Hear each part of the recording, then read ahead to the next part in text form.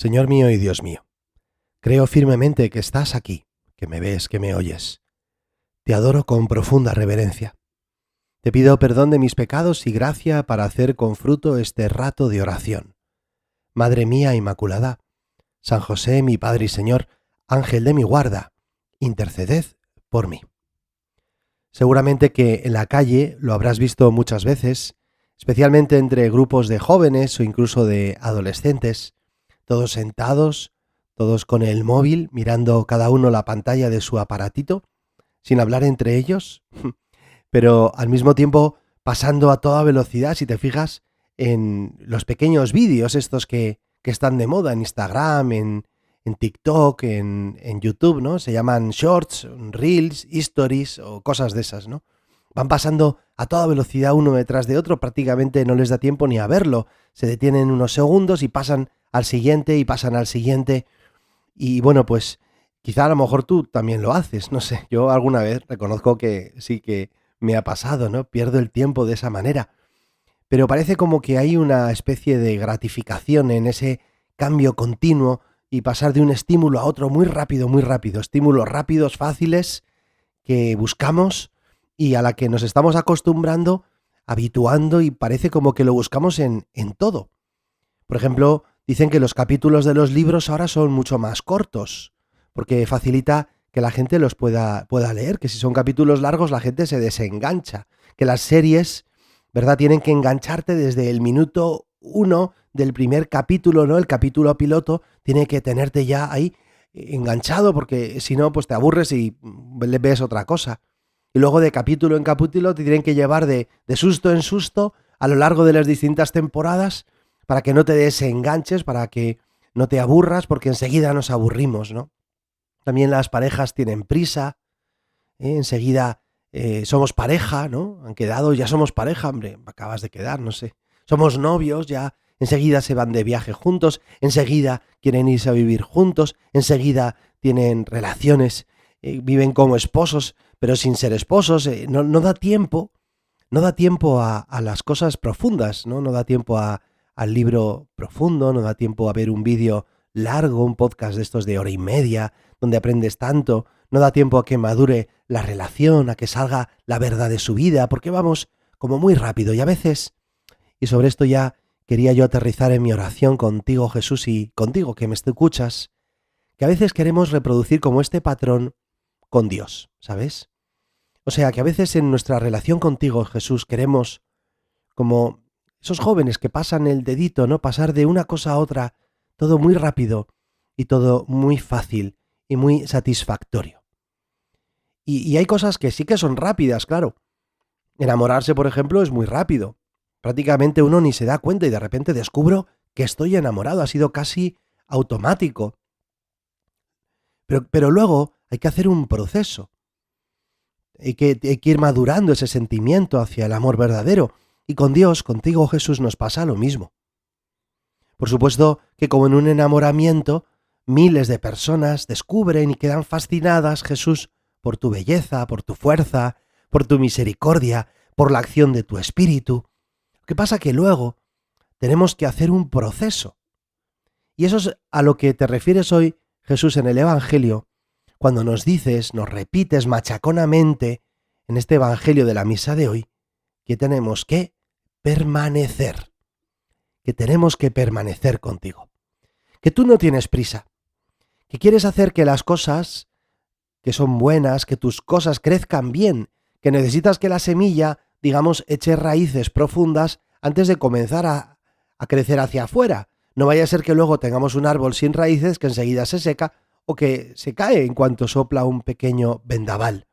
Que quieres construir, como aquella parábola conocida, la casa sobre roca, hundir los cimientos hasta lo eterno, para desde ahí crecer hacia arriba, y eso requiere tiempo. Por supuesto, tu acción en nosotros no es, por así decir, comida rápida, sino más bien esos guisos en los que días antes hay que preparar todo y hay que poner a remojo pues los garbanzos o las lentejas y luego durante horas y horas hacer el sofrito muy despacio y luego dar vueltas y se tarda mucho. Luego se inventaron las ollas express y ya empezamos a acelerarnos, ¿no? Pero que tú, Jesús, pues quieres hacer con nosotros procesos que a veces son un poquito lentos. Por supuesto que el primer impacto es muy rápido.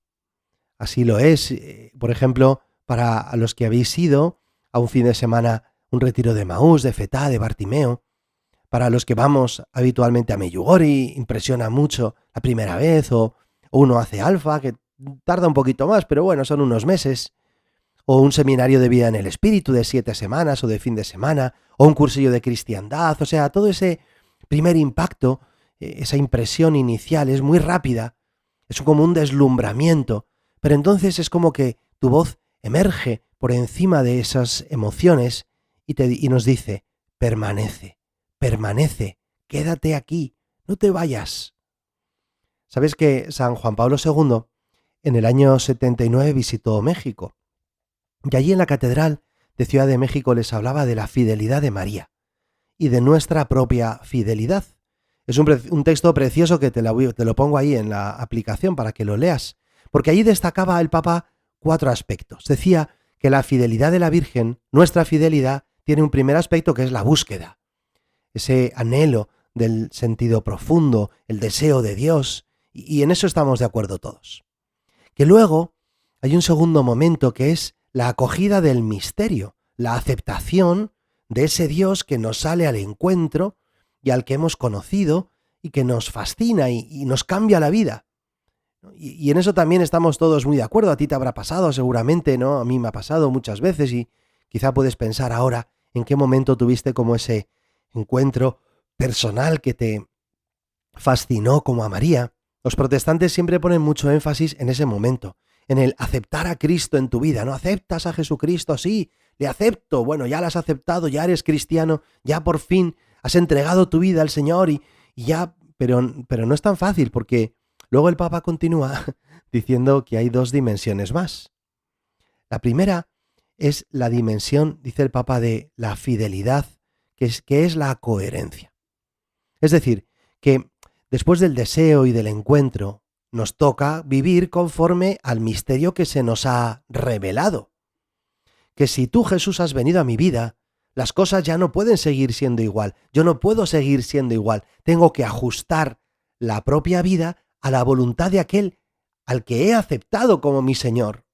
Incluso decía el Papa, aceptar incomprensiones, persecuciones, antes de permitir rupturas entre lo que se vive y lo que se cree. Esa coherencia. Y finalmente, decía el Papa que hay una 4ª dimensión de la fidelidad, que es la permanencia.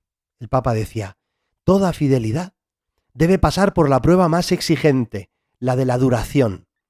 Por eso, la 4ª dimensión de la fidelidad es la constancia. Es fácil ser coherente por un día o algunos días. Es difícil e importante ser coherente toda la vida. Es fácil ser coherente en la hora de la exaltación. Es difícil serlo en la hora de la tribulación.